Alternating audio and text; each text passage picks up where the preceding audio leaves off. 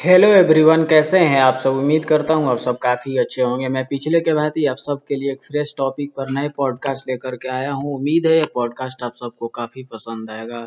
तो आइए सबसे पहले इसका हेडलाइन के बारे में हम लोग जानते हैं। इसका हेडलाइन है कि आजकल भारत में इसका बहुत चर्चा हो रहा है। क्यों चर्चा हो रहा है, बस इसी पे करेंगे हम लोग बात। इसका टॉपिक हम बता देते हैं, क्यों मचा है E20 पेट्रोल पर घमासान और क्या आपकी गाड़ी सुरक्षित है। पूरा सच्चाई और इसका लेखा जोखा इस पॉडकास्ट के माध्यम से, इस वीडियो के माध्यम से मैं आप सबको समझाऊंगा। तो आइए इसको स्टार्ट करते हैं। E20 पेट्रोल का मतलब है, सबसे पहले तो हम लोग समझेंगे कि E20 पेट्रोल का मतलब है क्या। आखिर E20 पेट्रोल इसे क्यों कहा जाता है। ऐसा इसलिए कि ऐसा पेट्रोल जिसमें 20% यानी कि 20% एथेनॉल और 80% सामान्य पेट्रोल मिला होता है। सरकार का उद्देश्य पेट्रोल में एथेनॉल की मात्रा बढ़ाकर कच्चे तेल के आयात को कम करना, प्रदूषण प्रदूषण घटाना और किसानों की आय बढ़ाना है। लेकिन E20 पेट्रोल को लेकर देश भर में बहस इसलिए तेज हो गई है क्योंकि इसके फायदे जितने बताए जा रहे हैं उतना ही चिंताएं भी सामने आ रही है। E20 पर आखिर पेट्रोल पर घमसान क्यों मचा है। पहला चीज है पुरानी गाड़ियों पर असर की चिंता।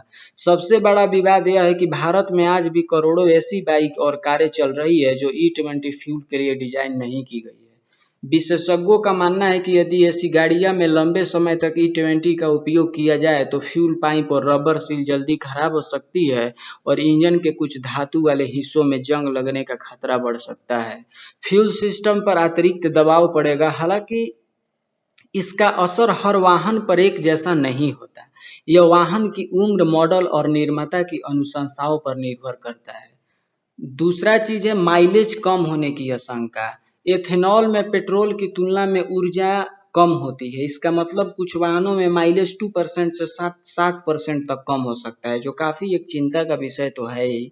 अगर माइलेज कम होगा तो लोगों को अधिक बार पेट्रोल भरवाना पड़ेगा, ये आप सब भी अच्छी तरह से जानते हैं। तीसरा चीज है कि आपकी गाड़ी जो E20 के लिए बनी है या नहीं, ये सबसे बड़ा सवाल है। यदि आपकी कार या बाइक हाल के वर्षों में बनी है और निर्माता ने इसे E20 के लिए बताया है कि ये सुचारू रूप से मतलब कि सुचारू है, तो सामान्यतः चिंता की कोई बात नहीं है। पुराना मॉडल है तो पहले वाहन निर्माता की मैनुअल या आधिकारिक जानकारी आप जरूर देख लीजिएगा। चौथा चीज है वाहन कंपनियों पर सवाल। कई लोग पूछ रहे हैं कि अगर E20 लागू किया जा रहा है तो पुरानी गाड़ियों का क्या होगा। क्या सरकार कोई सहायता देगी, क्या सभी पेट्रोल पंपों पर केवल E20 ही मिलेगा। इन्हीं सवालों के कारण बहस और तेज हुई है। पांचवा चीज है किसानों का क्या फायदा इसमें होगा। सरकार का कहना है कि गन्ने और अन्य फसलों से बनने वाले एथेनॉल की मांग बढ़ेगी, किसानों की अतिरिक्त बाजार मिलेगा, चीनी मिलों को भी लाभ मिलेगा। छठवां चीज है कि सरकार E20 क्यों ला रही है। सरकार के अनुसार इसके प्रमुख उद्देश्य है विदेशी तेल पर निर्भरता कम करना, पेट्रोल आयात का खर्च घटाना, प्रदूषण कम करना, एथेनॉल उद्योग को बढ़ावा देना और किसानों की आय बढ़ाने में मदद करना। क्या E20 से इंजन सचमुच में खराब हो जाएगा, ऐसा सवाल लोगों को जहन में उठ रहा होगा। तो यह कहना सही नहीं होगा कि हर गाड़ी का इंजन E20 से खराब हो जाएगा। सच्चाई ये है कि जो गाड़ी E20 के लिए बनाया गया है, वाहन यानी कि सामान्यतः इसे सुरक्षित रूप से उपयोग कर सकते हैं। पुराने वाहनों में निर्माता की सलाह का पालन करना चाहिए। यदि आपकी गाड़ी E20 के लिए स्वीकृत नहीं है तो लंबे समय तक उपयोग से उसके कुछ पुर्जों पर जरूर असर पड़ सकता है। क्या आपको चिंता करनी चाहिए। यदि आपकी गाड़ी नई है और E20 के लिए वो सुचारू है तो सामान्यतः चिंता की कोई आवश्यकता नहीं है। अगर पुरानी है तो पहले कंपनी की सलाह लें और अपनी गाड़ी की अनुकूलता की जांच करें। E20 पेट्रोल न तो पूरी तरह से खराब है और न पूरी तरह से परफेक्ट। फायदे क्या है कि तेल आयात में कमी, किसानों को लाभ, प्रदूषण कम करने की संभावना और ऊर्जा सुरक्षा। चुनौतियां भी हैं, जैसा कि मैं हर पॉडकास्ट में आप सबसे बात करते रहा हूं।